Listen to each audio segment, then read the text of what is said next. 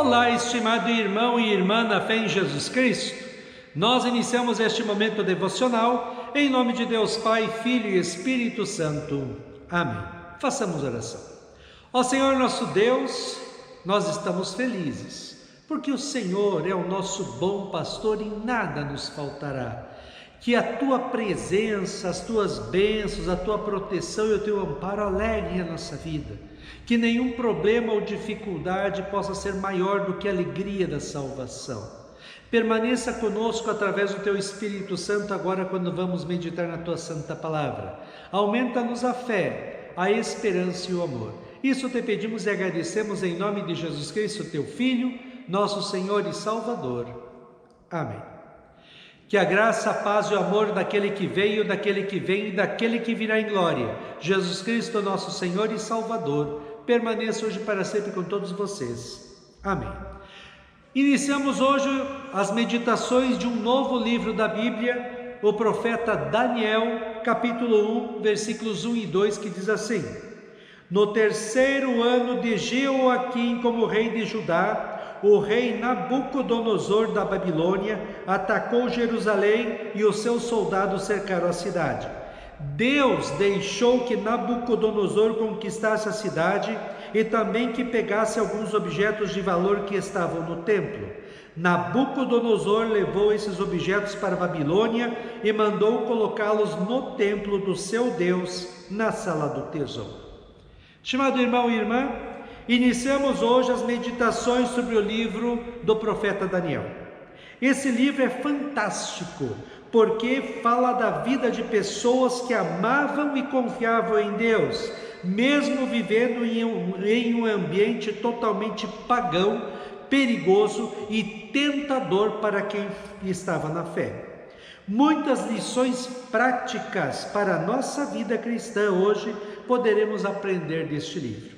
Em 597 a.C., Jerusalém, a capital do reino de Judá, foi tomada pelo exército do rei da Babilônia, Nabucodonosor. Muitos dos cidadãos mais preparados e capazes foram levados para a Babilônia para servirem de escravos ao rei. Daniel fez parte dos primeiros que foram levados para a Babilônia ainda muito jovem. Ele viveu toda a sua vida fiel a Deus, a quem orava 3 vezes ao dia em seu quarto. Ele serviu aos reis pagãos e opressores, que destruíram famílias e os sonhos de muitos jovens. Mas Daniel sabia para quem de fato ele trabalhava e a quem ele servia: Deus. Com uma inteligência privilegiada, boa aparência, facilidade para se relacionar, dinamismo e alta capacidade administrativa, logo Daniel se destacou entre os que serviam ao rei. No início do livro, como lemos há pouco, Deus autorizou o rei Nabucodonosor para que ele tomasse Judá e a capital Jerusalém. E Deus fez isso porque o povo abandonou Deus, abandonou a palavra de Deus, a oração, a adoração a Deus no templo e adorou os deuses falsos dos povos à sua volta e imitou os pecados perversos desses povos. O povo de Deus chegou ao ponto de sacrificar os seus próprios filhos a esses deuses pagãos. Embora os profetas tenham advertido várias vezes o povo sobre o erro que estavam cometendo, eles não ouviram a palavra de Deus dita pelos profetas. Incentivados por uma liderança má e profetas falsos que diziam que eles poderiam continuar vivendo em pecados e nada aconteceria, pois Deus é bom e vai continuar abençoando mesmo vivendo em erros, eles continuavam a pecar e se afastavam cada vez mais de Deus. Agora, no livro do profeta Daniel, o povo estava colhendo o que plantou. O povo plantou o afastamento de Deus e pecados e estava colhendo sofrimentos, desgraça e morte. Mas não foi somente o povo de Deus do Antigo Testamento que rejeitou a Deus e viveu em pecados. Na época de Jesus também foi assim. Jesus Cristo, Filho de Deus, desde que veio ao mundo, foi rejeitado e perseguido.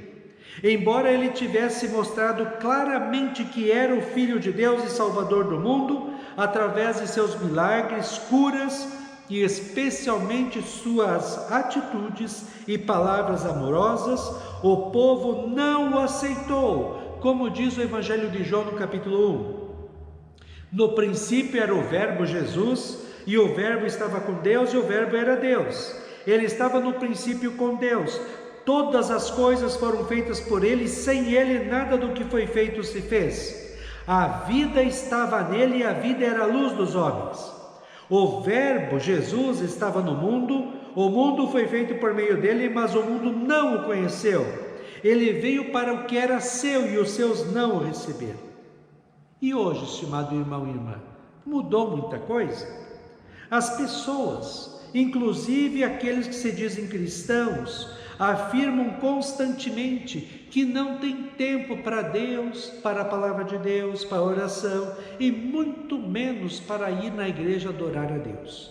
Vivem pecados achando que tudo está bem e que Deus ou não existe ou não está nem aí para o que eles estão fazendo, e no final todos vão ganhar a vida eterna nos céus. Quanto engano! Deus é sim um Deus de amor. Ele amou e ama tanto os seres humanos que deu o seu único Filho Jesus Cristo, para que todo que nele crê não pereça, mas tenha vida eterna. Mas também Ele é um Deus justo, que precisa castigar o erro e o pecado, como diz o profeta Naum no capítulo 1, versículos 2 e 3.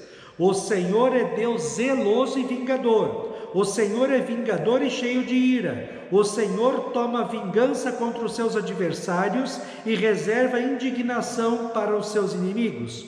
O Senhor é tardio em irar-se, mas grande em poder, e jamais inocente o culpado. Assim, Deus precisa castigar cada pecado que cada ser humano comete, desde Adão e Eva até o último ser humano.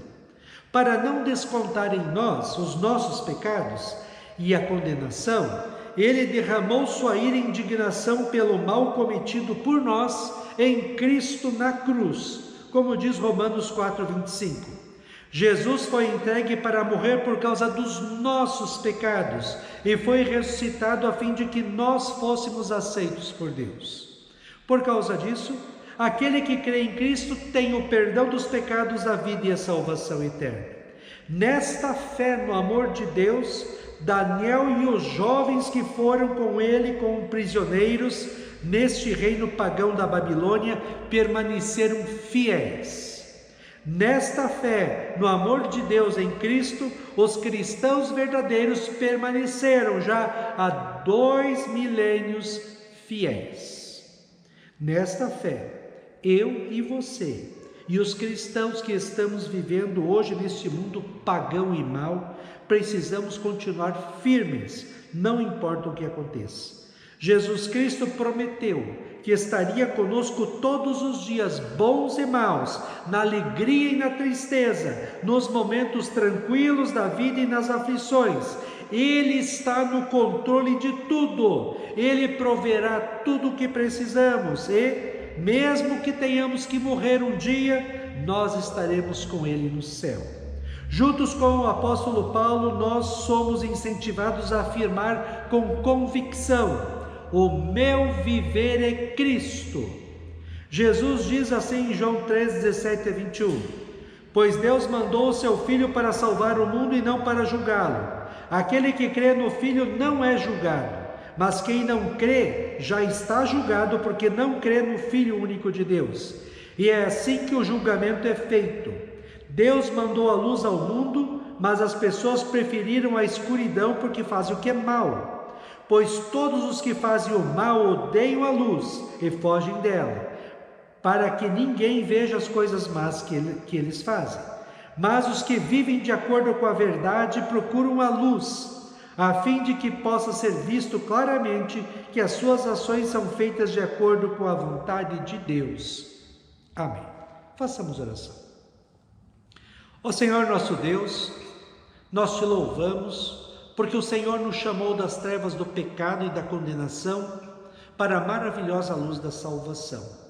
que nós possamos permanecer fiéis, como Daniel foi fiel, que nós possamos permanecer fiéis à Tua palavra, à oração, à igreja, que possamos viver uma vida santa, bonita e agradável a Ti. Ó Deus, que neste mundo mau nós possamos viver como luzes a brilhar, mostrando que Cristo é o caminho, a verdade e a vida, e só há salvação e felicidade na fé nele. Fica conosco neste dia, cuida de nós e dá-nos sabedoria. Isso te pedimos e agradecemos em nome de Jesus. Amém. Receba a bênção do Senhor. O Senhor te abençoe e te guarde. O Senhor faça resplandecer o seu rosto sobre ti e tenha misericórdia de ti. O Senhor sobre ti levante o seu rosto e te dê a paz. Amém.